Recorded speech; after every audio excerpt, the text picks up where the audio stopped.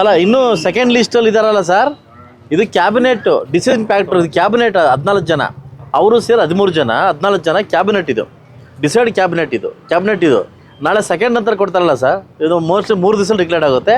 ನನಗೆ ಬಂದಿರೋ ಮಾಹಿತಿ ಆ ಲಿಸ್ಟಲ್ಲಿ ಕೋಲಾರದಲ್ಲಿ ಇದ್ದಾರೆ ಅಂತ ಮಾಹಿತಿ ಬಂದಿದೆ. ಹಾಂ ಹಾಂ ನೀನು ಊಟ ಮಾಡ್ಕೊಂಬಂದೆ, ಏನು ಮಾಡ್ಕೊಂಬಂದೆ?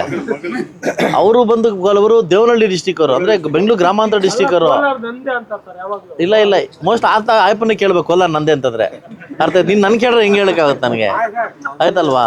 ಬಕ್ರೀದ್ ಮುಗಿದೆಯಲ್ಲ, ಮತ್ತು ನಾನು ಕೇಳ್ತಾ ಇದ್ದೀವಿ ಇವಾಗ ಎತ್ಕೊಂಡು ಊಟ.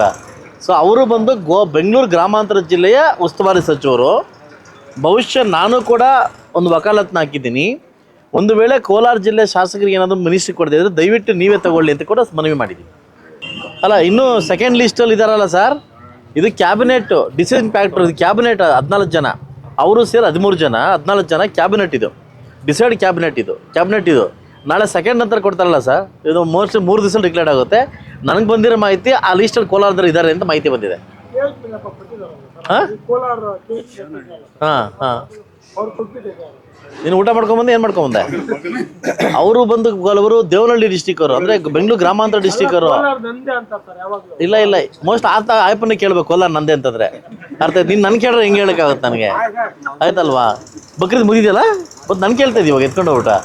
ಸೊ ಅವರು ಬಂದು ಬೆಂಗಳೂರು ಗ್ರಾಮಾಂತರ ಜಿಲ್ಲೆಯ ಉಸ್ತುವಾರಿ ಸಚಿವರು. ಬಹುಶಃ ನಾನು ಕೂಡ ಒಂದು ವಕಾಲತ್ನ ಹಾಕಿದ್ದೀನಿ.